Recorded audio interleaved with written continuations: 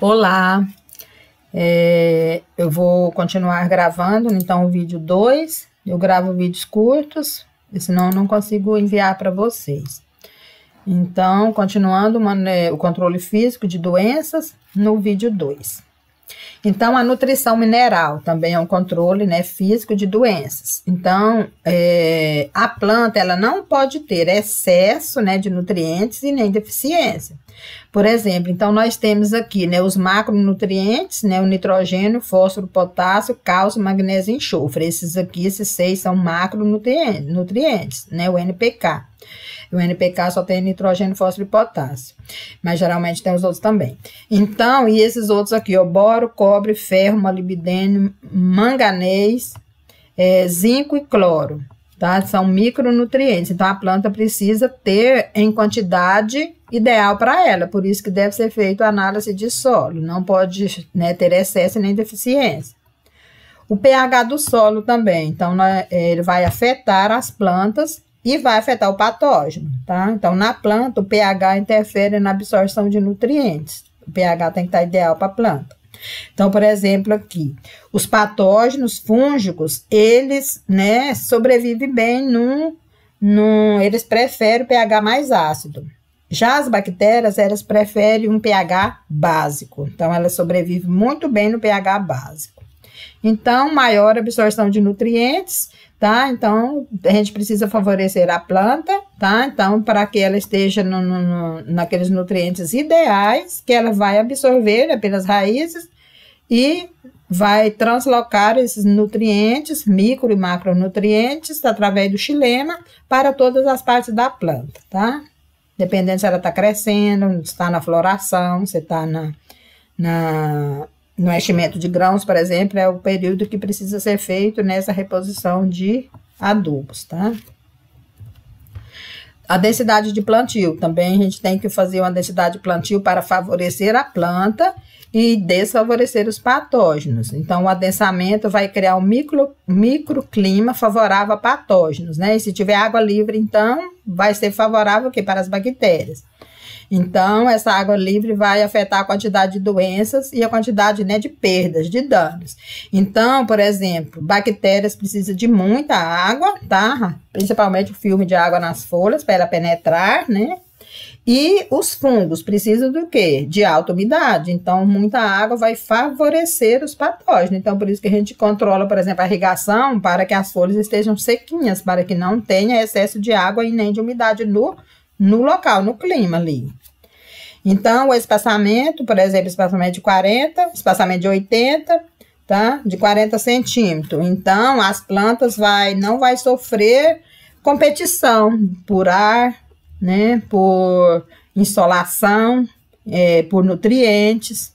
Então, que o espaçamento 40 e 80 novamente, a radiação solar, se ele estiver com menor espaçamento, vai entrar mais ventilação e vai entrar mais radiação solar, as plantas vão crescer mais e produzir mais. Se tiver muito adensada, ela vai produzir menos e vai sofrer muita competição, tá? Por oxigênio, por insolação e por nutrientes do solo e por água também, por espaço também.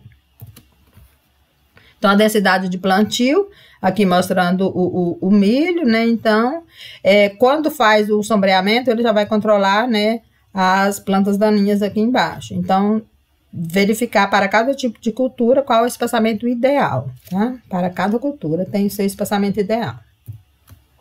Limpeza e poda, então deve ser feita a limpeza e poda, tá? E evitar o ambiente favorável dos patógenos.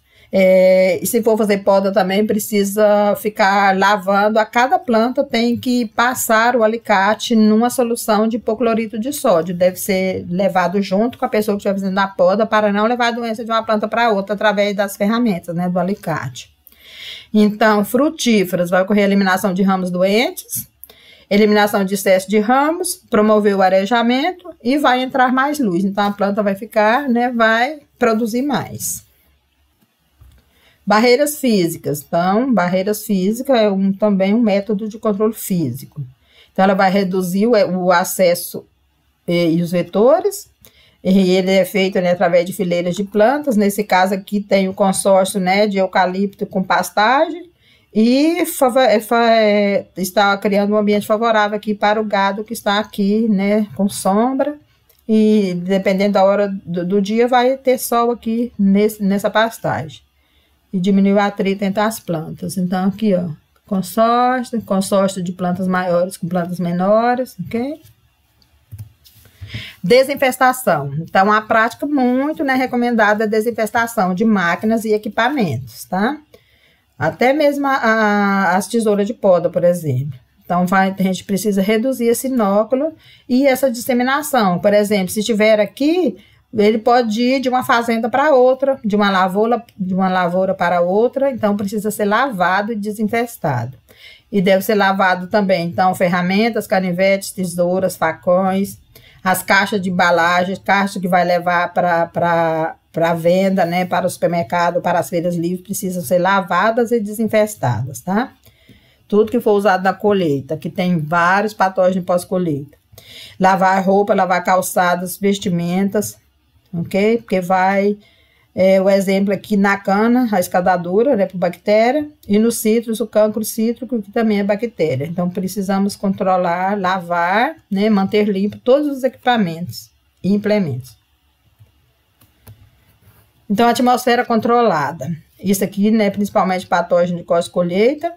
Então, esse controle pode ser feito de forma direta ou indireta, então de forma direta, né? Vai suspensão do crescimento, né, desses patógenos. Então, vai inibir o desenvolvimento do patógeno. Então, a gente tem que inibir o desenvolvimento do patógeno e, de forma direta, a gente favorecer para que a planta ou as frutas, elas tenham maior tempo de prateleira, tá?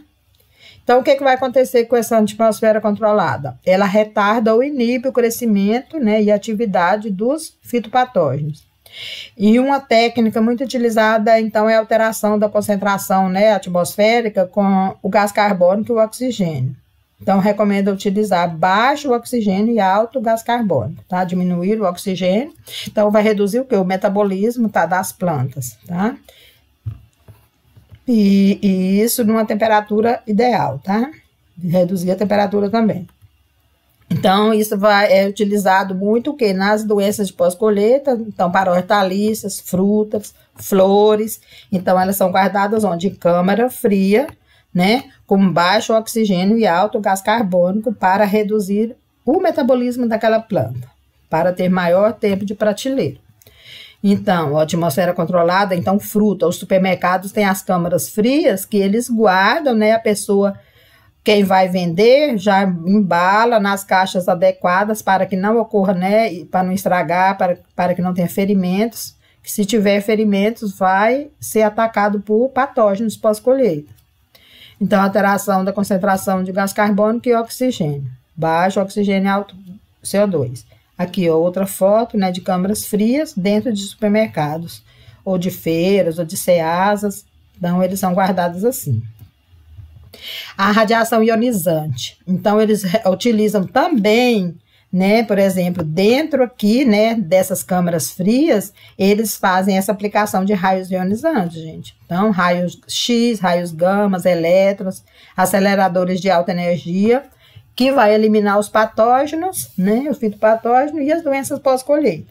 Então, aqui um exemplo, né, um mamão que foi irradiado, né, com essa radiação ionizante, e um que não foi, ele amadureceu mais rápido e tá com a doença.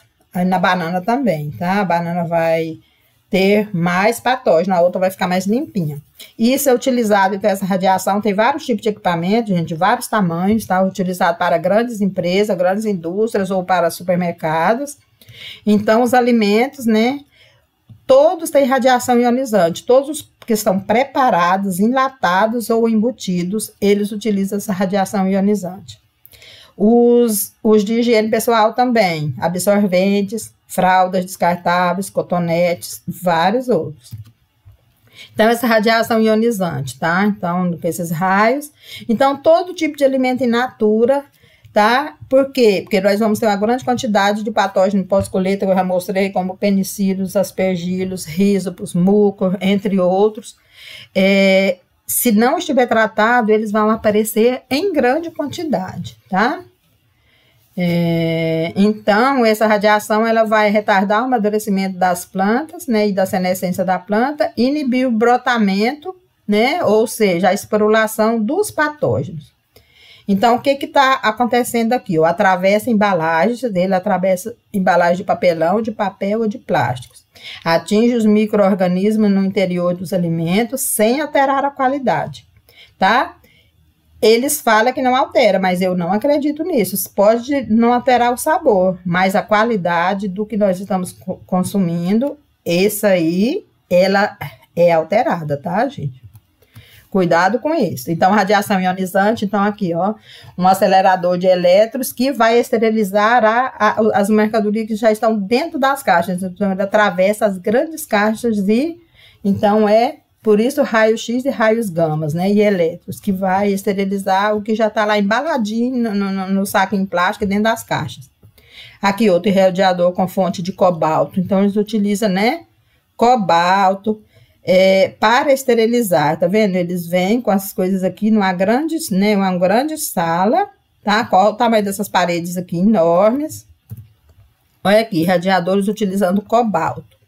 Contêineres conduzidos através de um monotrilho, tá? Que eles vão levar os contêineres de caixas para fazer essa radiação ionizante de esterilização, né? Para matar esses micro-organismos. Recebe a dose programada de radiação gama. Paredes espessas com blindagem de concreto, né? Segurança aos operadores. Para quem estiver trabalhando, a pessoa põe lá e depois sai, fecha. Olha o tamanho das paredes, né? Depois ele sai para poder aplicar essa radiação. E a segurança dos consumidores, gente? O que vocês acham, tá? Eu, como professora, tenho que alertá-los quanto ao perigo desses alimentos industrializados. O que acontece? A indústria alimentícia nos adoece.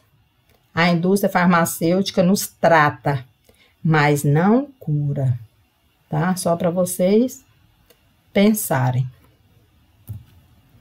Então, preparo do solo. Exposição de patógenos, né? A intempéries, redução do inóculo. Então, temos que reduzir esse inóculo aqui no solo. Incorporação de matéria orgânica, então ele vai estimular a microflora antagônica e pode fazer o controle biológico também. Então, os restos de culturas, né, de uma cultura são utilizados como adubo verde, né, melhora a propriedade física do solo e maior atividade microbiana. Ok? Até lá. Bye, bye. Até o próximo vídeo.